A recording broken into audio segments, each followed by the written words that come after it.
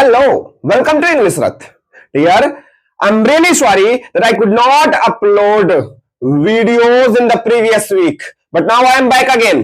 और आज के सेशन में आप सीखेंगे बस की बात नहीं का यूज, यानी ऐसे सेंटेंसेस जिसमें आपको बोलना पड़ता है मेरे बस का नहीं है।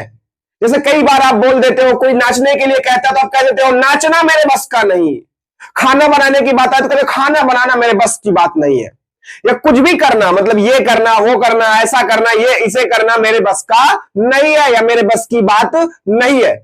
इस तरह के सेंटेंस को जब आप हिंदी में बोलते हो तो बड़ा आसान लगता है, लेकिन इंग्लिश में बोलने के लिए हम क्या करेंगे, कैसे बोलेंगे इंग्लिश में?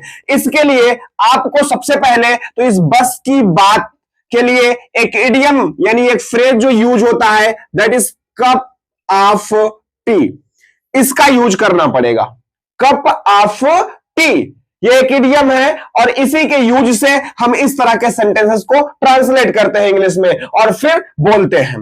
अब जैसे देखो, खाना बनाना मेरे बस का नहीं है, तो सबसे पहले तो सब्जेक्ट लिखा जाता है किसी सेंटेंस में। अब यहां पे जो सब्जेक्ट है यानी जिसके बारे में बात हो रही हो, किसके बारे में? खाना बनाना के बारे में बात कर रहे हैं। अब खाना बनाना एक वर्ब है। अब वर्ब अगर सब्जेक्ट बन जाता है तो फिर उस वर्ब को या तो जीरंड बनाना पड़ता है या इन्फिनिटिव बनाना पड़ता है। तो हमें यहां पे क्या करना है, इस अपनी वर्ब को या तो जीरंड बनाएंगे या इन्फिनिटिव। तो सबसे पहले जैसे कि हम इसको चलो जीरंड से बना लेते हैं। खाना बनाना यानी क्या बोलेंगे? कुकिंग, और बनाना खाना का क्या हो जाएगा? फूड। Cooking food. अब सब्जेक्ट के बाद आपको भी पता है वर्ब लिखी जाती है, यानी क्या हो जाएगा? इज। और उसके बाद नहीं है तो नॉट। मेरे बस का, my cup of T. Cooking food is not my cup of T. फिर से देखो, नाचना मेरे बस की बात नहीं है।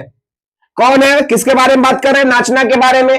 नाचना एक वर्ब है, वर्ब को सब्जेक्ट बनाएंगे तो हम इसको जीरंड और इन्फिनिटिव के माध्यम से बना सकते हैं। तो टू डांस भी लिख सकते हो, और या तो आप क्या लिख दोगे? डांसिंग। सब्जेक्ट के बाद अपने को वर्ब लिखना है। वर्ब क्या है यहाँ पे? इज। और उसके बाद नहीं है, that's why we have to use not. अब क्या है? मेरे बस की बात। मेरे बस की, मेरे का मतलब क्या हुआ? माई, और बस का मतलब क्या हुआ? Cup of T. Dancing is not my cup of T. अब अगर जैसे देखा जाए, उसे समझाना मेरे बस का नहीं है। अब उसे समझाना मेरे बस का नहीं है, तो यहां पे जो बात हो रही है ना, समझाना मेरे बस का नहीं है, तो समझाना वर्ब है, इसको सब्जेक्ट बनाएंगे तो या तो इन्फिनिटिव है तो जीरंड। दो मैंने जीरंड से समझाया, अब दो इन्फिनिटिव से समझ लो। क्या कहोगे? कहोगे टू। अब समझाना की मीनिंग होती है मेक अंडरस्टैंड, तो क्या बोलोगे? To make understand. अब उसे, him, to make understand him.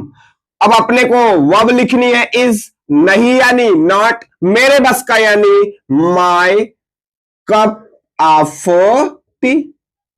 अब ये इसे करना मेरे बस की बात नहीं है। अगर इस सेंटेंस को देखा जाए तो इसको भी ट्रांसलेट करना या इसको भी आपको बोलना आसान है। क्या बोलोगे? करना। करना का मतलब क्या बोलोगे? टू डू, या इसी को क्या बोल सकते हो? डूइंग। अब इसे का मतलब क्या हुआ? इट।